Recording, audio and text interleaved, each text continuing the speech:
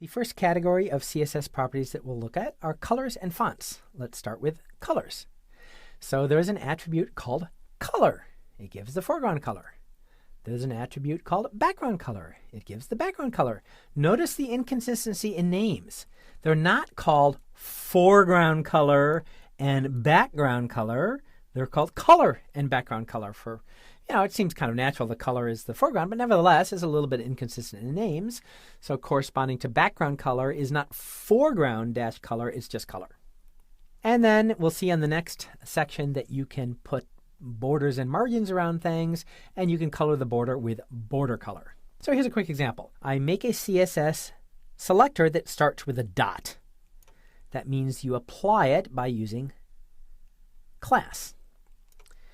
And for the properties, I say the foreground color of the text should be red.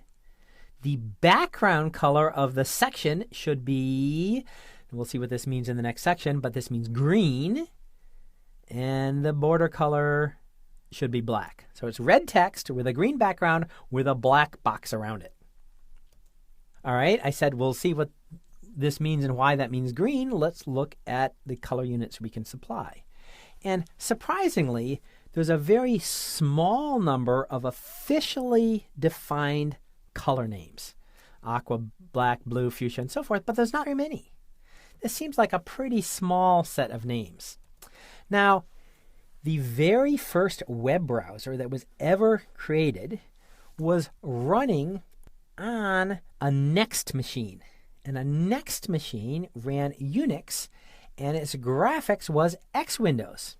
So it supported the goofy Crayola crayon-like X window color names that have all sorts of things, chocolate and corn silk and salmon. My personal favorite is papaya whip.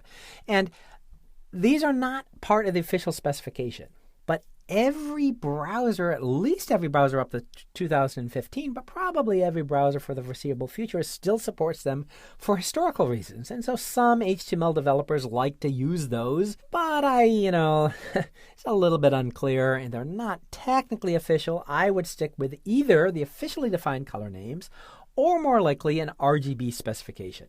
So if I say color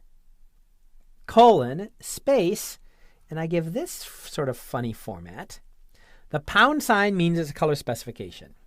And then I have two characters that are in hexadecimal, base 16. So 00 means 0, FF means 255. Hexadecimal base 16, why are we in the dark ages? Well, these are for historical reasons. People thought more in octal and hex back then, and so, they're more compact, and so we're stuck with it now. And so it's very hard to visualize. All right, it's this much red, RGB stands for red, green, blue, and this much green, and this much blue. And even if you do it this way, it's the same issue. It's hard to visualize. So just try it. And many HTML or CSS development tools will have an editor where you can kind of click on a bar and slide it back and forth and see the color that you get. So the best advice is here, either try it or there's a few patterns that are obvious. If you use, FF0000, it means red. FF00FF means magenta and so forth. And there's some kind of commonly known patterns. I would use those commonly known patterns instead of papaya whip. So I would say use either the official names or use an RGB specification, but you're going to have to experiment a little because it won't be obvious by looking at the code, except in a few cases, what actual color that specification corresponds to. All right, so here's a quick example of all three cases. I have something that begins with a dot. So I'd have to say h2 class equals cool, or table class equals cool, or div class equals cool to apply it. I give the foreground color and I give one of the official color names. I give the background color and I give an RGB specification. And I give the border color and I do what is still common but I don't recommend, which is I give one of the unofficial but universally supported original X window color names that are still supported today but are not part of the spec. All right, that's colors. Foreground color, background color, border color. There's a few others, but those are the most common ones. Fonts. You can give a size to a font. you can give an exact size, this number of pixels. The problem with that is it doesn't scale well when you have other styles applied.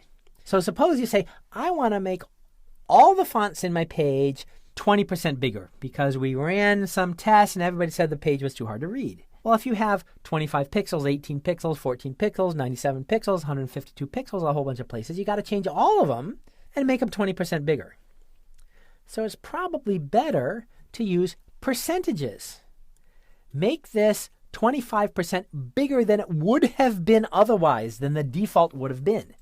And so then you can kind of make a base font for the page, and then you can scale it a little more easily. So it's still not that uncommon to give an exact size in pixels, but if you want to be able to kind of make the whole page bigger or smaller, it's better to primarily use percentages, not pixels or other units. You can give a font family. This is basically a specific font. And notice that you can have options. So what this means is use Times New Roman if that font is available on the current system.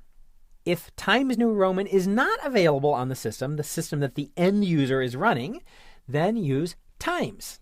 If neither Times New Roman nor Times are available, then use the default serifed or serif font. Let me explain this in a little more detail. First of all, serifs or serifs. That little funny hooky thing right here at the bottom of the F, that's a serif or a serif. So this F is a non-serifed or sans serif font, whereas this F is a serifed font.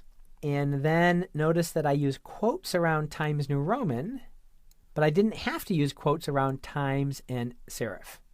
The basic rule is if the font name has spaces in it, you have to put it in quotes. If it doesn't have spaces in it, you're allowed to but not required to put it in quotes. So let me recap. Try this first. If that exact font name is available on the end user system, use it.